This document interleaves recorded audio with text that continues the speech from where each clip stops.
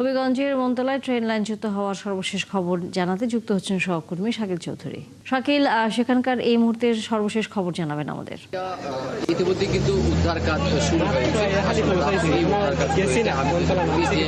যে 6টি ওয়াগন এখানে পড়ে গিয়েছিল অর্থাৎ লাইনচ্যুত হয়েছিল, সেগুলোর মধ্যে এখন পর্যন্ত 2টি লাইন থেকে সরানো হয়েছে এবং আপনি দেখতে পাচ্ছেন যে আরেকটি ওয়াগন অর্থাৎ তেলবাহী এই ওয়াগন আরেকটি সরানোর কাজ শুরু হয়েছে। এগুলো সরানোর পর হয়তো তারপর আরেকটি সরাবেন, মানে অর্থাৎ আর বাকি যে কয়টি রয়েছে তারপর কিন্তু রেল সড়ক যেটা আছে সেটা মেরামতের কাজ করা হবে।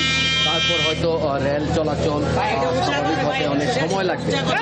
এখন পর্যন্ত আসলে যারা এখানে দায়িত্বে আছেন তারা নির্দিষ্ট করে বলতে পারছেন না কত সময় লাগতে পারে রেল যোগাযোগ স্বাভাবিক হতে। ইতিমধ্যে কিন্তু সিলেটের সঙ্গে ঢাকা চট্টগ্রামের রেল যোগাযোগ বন্ধ রয়েছে এবং এই যে রেল দুর্ঘটনা এখানে ঘটল এর জন্য কিন্তু 5 সদস্যের একটি তদন্ত কমিটি গঠন করা হয়েছে এবং 3 দিনের কার্য দিবসের মধ্যে সেই তদন্ত বলা হয়েছে।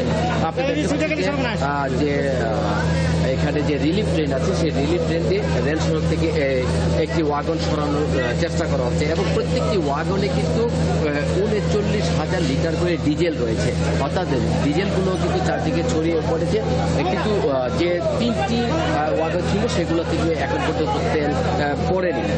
আর যেহেতু আরেকটি ওয়াগন নদীতে পড়ে আছে সেটাও তোলার তারা কাজ করবে। আর রেল সড়ক থেকে যদি অন্যান্য যে ওয়াগনগুলো আছে সেগুলো সরানো হয় তাহলে কিন্তু নদীতে পড়ে থাকা যে ওয়াগনটি আছে সেটি না সরানো চলবে, অর্থাৎ রেল যোগাযোগ স্বাভাবিক করা সম্ভব হবে। তানিয়া, ধন্যবাদ শাকিল চৌধুরী। আমরা ফিরবো নিশ্চয়ই পরবর্তীতে আবারও।